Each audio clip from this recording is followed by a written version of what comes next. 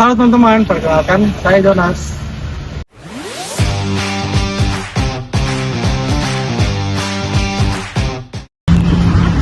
Tapi Kak, siapa nama tak? Siapa tadi? Oh iya, Julio.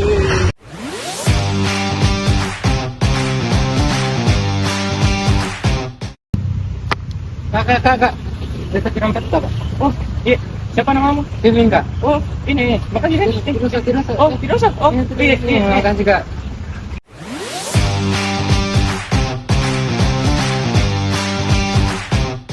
Kak, awas jatuh, Kak.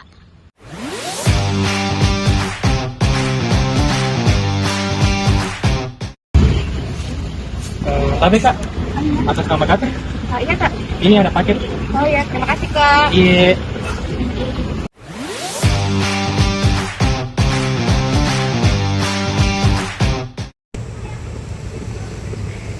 Halo.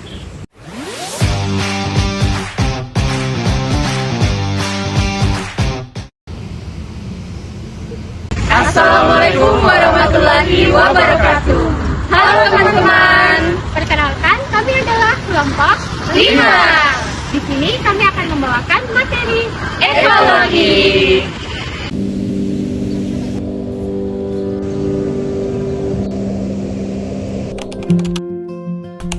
Halo teman-teman semua. Nah, di sini kita kelompok 5 akan membahas tentang materi ekologi. Tapi sebelum kita masuk ke materi yang lebih rinci, kita harus cari tahu dulu nih, apa sih arti kata ekologi itu sendiri? Kata ekologi ini berasal dari bahasa Yunani, yaitu kata oikos dan logos. Yang mana oikos itu adalah rumah tangga dan logos berarti ilmu pengetahuan. Jadi, ekologi ini adalah studi yang mempelajari tentang rumah tangga atau tempat tinggal dari semua makhluk hidup yang ada di sebuah tempat beserta seluruh proses fungsional yang menyebabkan tempat hidup itu dapat didiami. Nah, secara harfiah, ilmu ekologi itu adalah ilmu yang mempelajari hubungan timbal balik antara makhluk hidup dan lingkungannya. Ekologi itu juga merupakan perpaduan antara ilmu murni atau pure science yang kemudian dikembangkan menjadi ilmu urapan atau applied science. Nah, istilah ekologi ini pertama kali diperkenalkan oleh Ernest Haeckel, seorang ahli biologi Jerman pada tahun 1868. Namun demikian, ekologi baru menjadi ilmu disiplin yang berdiri mandiri pada sekitar tahun 1900-an. Bila kita deretan dalam pemahaman ekologi, akan terlihat suatu deretan organisasi biologi yang sering disebutkan sebagai spektrum biologi. Spektrum biologi ini adalah ruang gerak atau skop ekologi yang sangat luas, mencakup beberapa tingkat dari organisme biologi, dari individu sampai ekosistem itu sendiri. Nah, ruang gerak atau skop dalam ekologi ini adalah sebuah fenomena di mana komponen biotik dan abiotik saling berinteraksi untuk menciptakan lingkungan ekologi, seperti misalnya ketika gen, sel, organ, sistem organ, juga populasi berinteraksi dengan materi dan energi menjadi sebuah sistem gen, sistem sel, sistem organ, dan juga berubah menjadi komunitas atau ekosistem itu sendiri yang akhirnya berubah menjadi sebuah lingkungan yang dapat ditempati oleh makhluk hidup secara fungsional. Nah, itu saja penjelasan tentang ekologi. Lanjut ke materi berikutnya. Halo teman-teman, jadi di sini saya akan menjelaskan terkait materi ekosistem. Jadi, apa itu ekosistem? Ekosistem merupakan suatu sistem ekologi yang terbentuk oleh hubungan timbal balik keterpisahan antara makhluk hidup dan lingkungannya. Ekosistem sebagai suatu tatanan kesatuan yang secara utuh dan menyeluruh antara segenap unsur lingkungan hidup dan saling mempengaruhi. Ekosistem sebagai penggabungan dari setiap unit biosistem, melibatkan interaksi timbal balik antara organisme dan lingkungan fisik sehingga aliran energinya menuju pada suatu struktur biotik tertentu dan terjadi siklus materi antara organisme dan anorganisme. Organisme pada komunitas berkembang bersama-sama dengan lingkungan fisik sebagai suatu sistem. Organisme kemudian beradaptasi lagi dengan lingkungan fisik. Sebaliknya, organisme juga mempengaruhi lingkungan fisik untuk kelangsungan hidupnya. Komponen ekosistem dapat dibagi menjadi beberapa aspek penting, yaitu aspek fungsi, aspek penyusunan, dan jenis-jenis konsumen. Jadi yang pertama yaitu aspek fungsi. Produsen organisme yang dapat menghasilkan makanan sendiri melalui proses fotosintesis. Contohnya tumbuhan hijau atau homosintesis. Contohnya beberapa bakteri. Yang kedua ada konsumen. organisme yang tidak dapat menghasilkan makanan sendiri dan bergantung pada produsen dan atau organisme lain untuk energi. Contohnya hewan herbivora, karnivora, dan omnivora. Yang terakhir adalah pengurai atau decomposer, organisme yang berperan menguraikan bahan organik mati menjadi bahan anorganik yang dapat diserap kembali oleh produsen. Contohnya adalah bakteri dan jamur. Yang kedua yaitu aspek penyusun. Ini juga terbagi menjadi komponen abiotik, yaitu faktor hidup yang mempengaruhi kehidupan dalam ekosistem seperti cahaya, matahari, suhu, air, udara, dan mineral. Yang kedua adalah komponen embiotik, organisme dalam ekosistem yang meliputi produsen, konsumen, dan pengurai. Di sini yang ketiga ada jenis-jenis konsumen, terbagi menjadi konsumen primer, yaitu organisme herbivora yang memakan produsen, misalnya sapi, kambing, dan kelinci. Yang kedua, konsumen sekunder, yaitu organisme karnivora yang memangsa konsumen primer, misalnya serigala, dan memakan kelinci. Yang ketiga, konsumen tersier, yaitu organisme karnivora yang memangsa konsumen sekunder, misalnya elang yang memangsa ular. Yang ketiga, konsumen puncak, predator pada tingkat tertinggi dalam rantai makanan yang tidak memiliki pemangsa alami, contohnya harimau dan elang. Dengan adanya komponen-komponen tersebut, ekosistem dapat menjalankan fungsi alaminya seperti siklus energi dan aliran materi dalam rantai makanan serta menjaga keseimbangan lingkungan hidup. Oke teman-teman, saya akan membahas aliran energi dalam ekosistem. Semua kegiatan biologis selalu menyangkut peristiwa penggunaan energi. Energi kita perlukan untuk melakukan kerja. Tanpa energi kita tidak dapat melakukan kerja. Jadi, energi dapat diartikan sebagai kemampuan untuk melakukan pekerjaan. Pertumbuhan dan pemeliharaan tubuh memerlukan energi dan harus dilakukan secara terus-menerus. Pertumbuhan dan pemeliharaan tubuh itu merupakan kerja. Energi tidak dapat kita lihat. Yang terlihat ialah efek energi tersebut. Misalnya, kita menggunakan energi untuk mendorong sebuah benda. Energi yang dipakai tidak nampak. Yang nampak adalah benda itu berpindah tempat. Perilaku energi di alam bebas diatur atau mengikuti hukum termodinamika.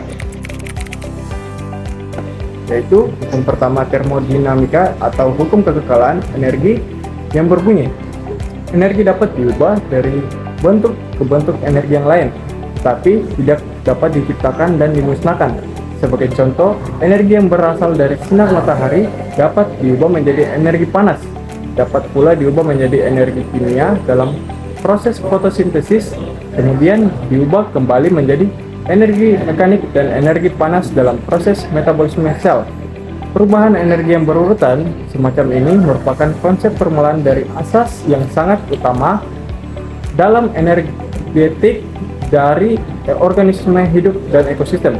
Melalui hukum ini dapat dijelaskan bahwa semua energi yang masuk dalam organisme, populasi, atau suatu ekosistem dianggap sebagai energi yang tersimpan atau dilepaskan, atau dapat diartikan bahwa sistem kehidupan dapat dianggap sebagai sumber pengubah energi. Terus hukum kedua termodinamika atau hukum entropi yang berbunyi, setiap terjadi perubahan bentuk energi, pasti terjadi degradasi energi dari bentuk energi yang pusat menjadi energi yang terpencar. Dengan kata lain, tak ada sistem pengubahan energi yang betul-betul efisien. Sebagai contoh, benda panas pasti menyebarkan panas ke lingkungan yang lebih rendah suhunya.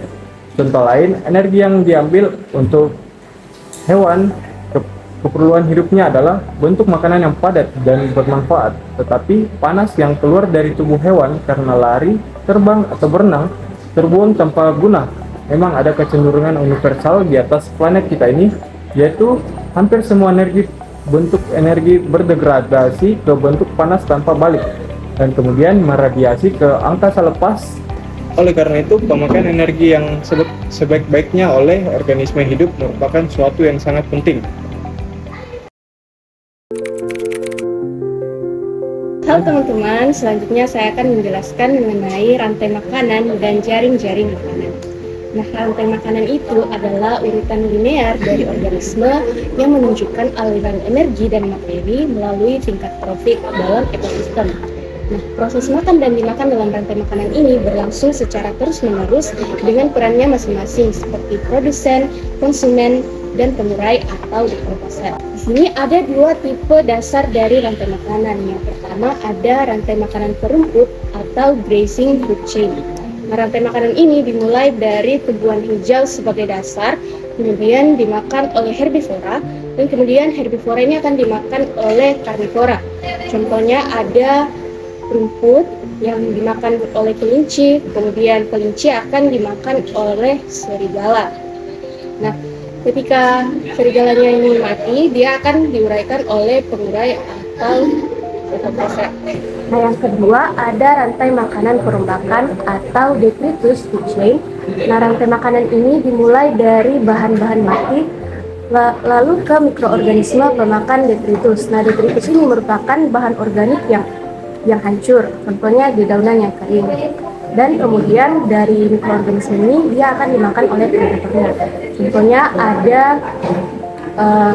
detritus, kemudian dimakan oleh cacing, dan kemudian cacing akan dimakan oleh burung pipit.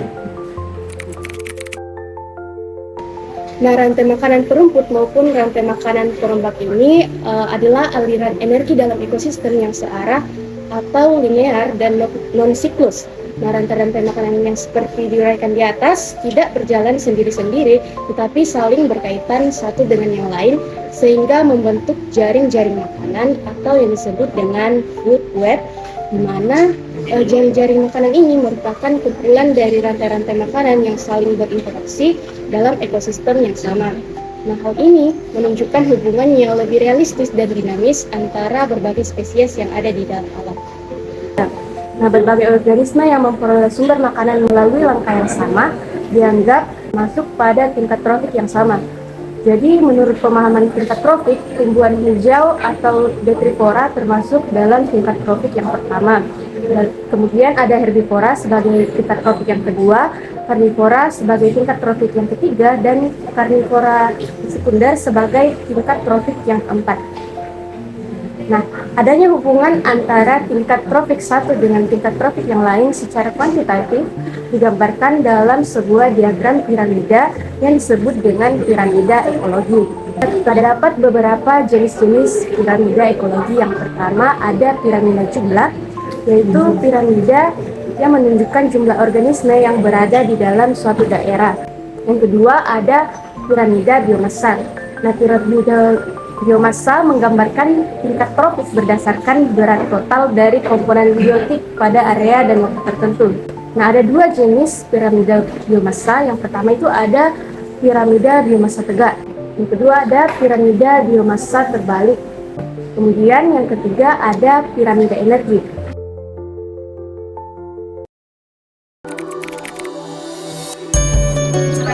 Oke, setelah tadi kita membahas tentang rantai makanan dan jaring makanan, selanjutnya kita akan masuk ke populasi. Dalam ekologi, yang dimaksud dengan populasi adalah sekelompok individu sejenis yang hidup pada suatu lingkungan tertentu. Maka populasi ini adalah kumpulan individu jasad hidup sejenis yang punya potensi untuk berkembang biak silang dengan individu lainnya, betina dan jantan. Jadi, meskipun kerbau di Sulawesi dan kerbau di Kalimantan serta sama jenisnya dengan kerbau bos bulas, tetapi karena potensinya untuk berkembang biak sangat jauh dan yang dihalangi oleh jarak, maka dua kumpulan kerbau itu merupakan dua populasi yang berbeda. Individu dalam suatu populasi itu hanya berinteraksi melalui biak silang saja untuk menghasilkan keturunan yang fertil, tetapi juga menghubungkan secara dinamis dalam hal lain. Jadi sekarang kita akan masuk di ciri-ciri populasi. Populasi memiliki ciri-ciri yaitu dua, populasi biologi dengan ciri dasar statistik. Biologi merupakan ciri yang dipunyai oleh individu-individu pembangun populasi itu, serta ciri statistik yang merupakan ciri uniknya sebagai himpunan atau kelompok individu-individu. Ciri-ciri biologi seperti halnya suatu individu organisme, suatu populasi yang mempunyai struktur dan organisasi tertentu yang sifatnya adalah konstan, ada pula yang mengalami perubahan sejalan dengan waktu atau umur, mempunyai ontogeni atau sejarah perkembangan kehidupan, lahir, tumbuh, dan bervariasi, sensensi atau mati, dapat dikenai dampak faktor-faktor lingkungan, dan dapat memberikan respon terhadap faktor-faktor lingkungan. serta mempunyai hereditas yang terintegrasi oleh faktor-faktor hereditas, genetik, dan lingkungan atau ekologi. Ciri-ciri statistik yaitu ciri-ciri atau ciri-ciri himpunan atau kelompok, merupakan ciri yang tidak dipunyai oleh suatu individu organisme. Ciri statistik timbul sebagai akibat dari aktivitas kelompok. Individu-individu berinteraksi dengan cara kelimpahan dan kerapatan populasi dengan beberapa parameter, yaitu yang mempengaruhi sebaran struktur umur, dispersi atau sebaran individu antara populasi, genangan gen atau gen pool populasi, dan penampilan dari kinerja suatu populasi sangat ditentukan oleh ciri-ciri statistiknya, serta faktor-faktor yang mempengaruhinya dalam skala ruang dan waktu. Kelimpahan populasi juga menunjukkan jumlah individu dari suatu spesies dalam suatu area. Pengukuran populasi dilakukan melalui kerapatan, yaitu rata-rata jumlah individu per satuan area atau volume tertentu. 3 pola penyebaran individu dalam populasi yaitu seragam, seberang, dan mengelompok.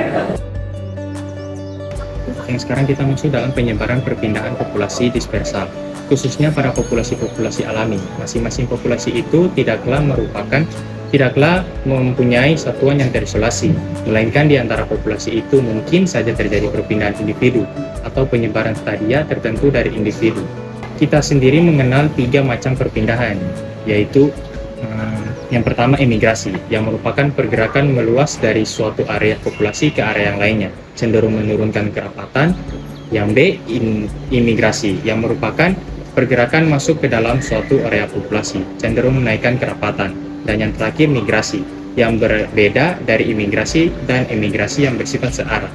Jadi itulah materi tentang populasi. Sekian dari saya, terima kasih.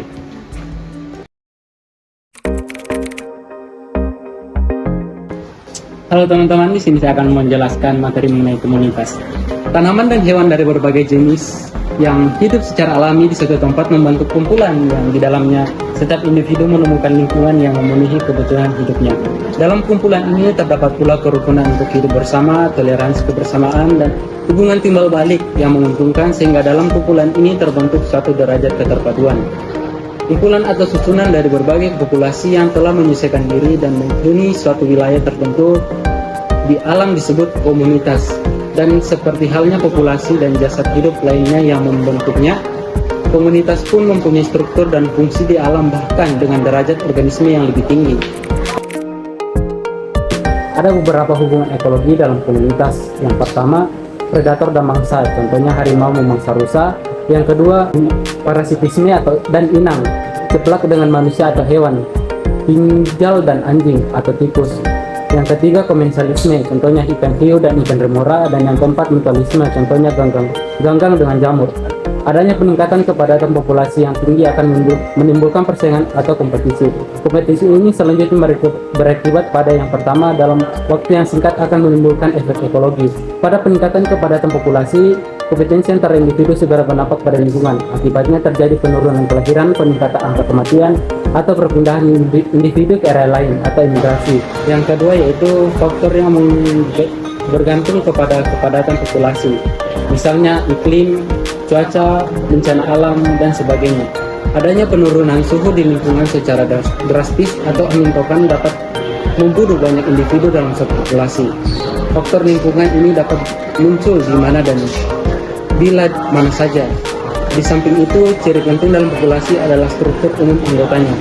Struktur umum dari populasi pada suatu perjalanan ruang dan waktu tertentu biasanya dibagi dalam yang pertama, yaitu kelompok unsur masa reproduksi atau perkembangbiakan. Yang kedua, kelompok umur masa reproduksi.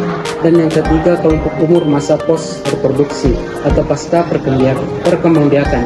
Struktur umum dalam populasi penting karena dapat memberikan gambaran serta sifat individu populasi itu sesuai dengan karakter tiap batas kisaran umurnya, misalnya hal yang berhubungan dengan derajat angka kelahiran dan derajat angka kematian, kecenderungan untuk bermigrasi dan keperluan bahan makanan, serta potensi kerja serta nilai sosioekonominya. Karena itu, struktur umum sangat penting untuk diamati dan diperhatikan dalam perkembangbiakan suatu populasi. Terima kasih. Nah, teman-teman, kita sudah membahas banyak materi tentang ekologi. Tetapi lingkungan itu sendiri memiliki banyak permasalahan yang harus kita ketahui agar kita bisa menjaga lingkungan untuk menjaga stabilitas ekologi antara semua makhluk hidup. Nah, permasalahan ekologi itu antara lainnya adalah perubahan iklim. Perubahan iklim ini adalah peningkatan suhu global, cuaca ekstrim, dan naiknya permukaan suhu air laut. Nah, ketika terjadi pemanasan global, tentunya hal ini sangat berdampak pada semua makhluk hidup di dunia. Bahkan kita sebagai manusia pun merasa kesulitan dengan pemanasan global ini. Tentunya kita harus menggunakan energi terbarukan dan mengurangi emisi gas agar kita dapat beradaptasi dengan perubahan iklim dan mencegah climate change. Nah, kemudian ada pencemaran. Pencemaran ini bisa berupa pencemaran udara, air, tanah, akibat aktivitas industri, pertanian, dan rumah tangga. Pencemaran ini sangat parah bagi semua makhluk hidup yang ada di ekosistem kita. Oleh karena itu, kita harus mengelola limbah secara bijaksana dan secara benar. Kita harus mengurangi penggunaan bahan kimia berbahaya dan menerapkan teknologi pengolahan limbah yang efektif. Nah, oleh karena itu kita juga harus melindungi hutan, sungai, laut, serta mempromosikan pertanian yang organik dan tidak terlalu banyak menggunakan pestisida secara kimia. Kemudian ada kerusakan hutan. Kerusakan hutan atau deforestasi, degradasi hutan, dan hilangnya keanekaragaman hayati sangat berdampak pada kehidupan kita. Bila sudah tidak ada hutan, maka sudahlah kita sudah kehilangan paru-paru dunia. Oleh karena itu, kita harus melakukan reforestasi, yaitu menanam kembali hutan yang telah rusak. Kalau bisa, ketika kita menebang satu pohon, kita harus menanam kembali 10 pohon lagi. Nah, oleh karena itu, kita harus memanfaatkan hutan secara berkelanjutan. Jangan dieksploitasi besar-besaran. Kemudian ada krisis air bersih. Nah, karena limbah, juga karena deforestasi, maka kita bisa mengalami krisis air bersih. Ketersediaan air bersih semakin terbatas, ada pencemaran sumber air, juga karena pengelolaan air yang buruk. Oleh karena itu, kita harus menghemat penggunaan air, memperbaiki infrastruktur air, dan menerapkan teknologi pengelolaan air yang efisien. Nah, pengelolaan daerah air aliran sungai atau DAS kita dapat lakukan dengan melindungi DAS, mencegah erosi, dan juga menjaga kualitas air. Kemudian yang terakhir ada limbah plastik. Teman-teman mungkin sudah pernah lihat ada kura-kura yang lehernya tersangkut lilitan plastik, ada ikan yang makan plastik mikro. Nah, ini terjadi karena penumpukan sampah plastik. Pencemaran di laut juga ini memiliki dampak yang sangat buruk bagi ekosistem. Oleh karena itu, kita harus mengganti plastik sekali pakai dengan alternatif yang lebih ramah lingkungan. Kita juga harus mendaur ulang plastik yang sudah kita gunakan dan mempromosikan gaya hidup sehat yang bebas dari plastik. Jadi, ekologi adalah ilmu yang mempelajari tentang hubungan timbal balik antara makhluk hidup dan lingkungannya. Komponen biotik dalam suatu komunitas bersama dengan komponen abiotiknya membentuk suatu sistem ekologi yang sering dikenal dengan istilah ekosistem.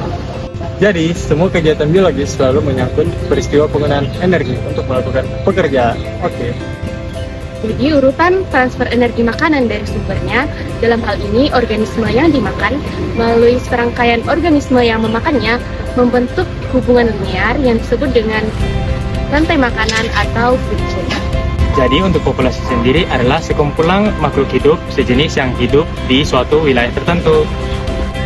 Jadi, komunitas adalah kumpulan atau susunan dari berbagai jenis populasi yang telah menyesuaikan diri dan hidup pada suatu wilayah di alam.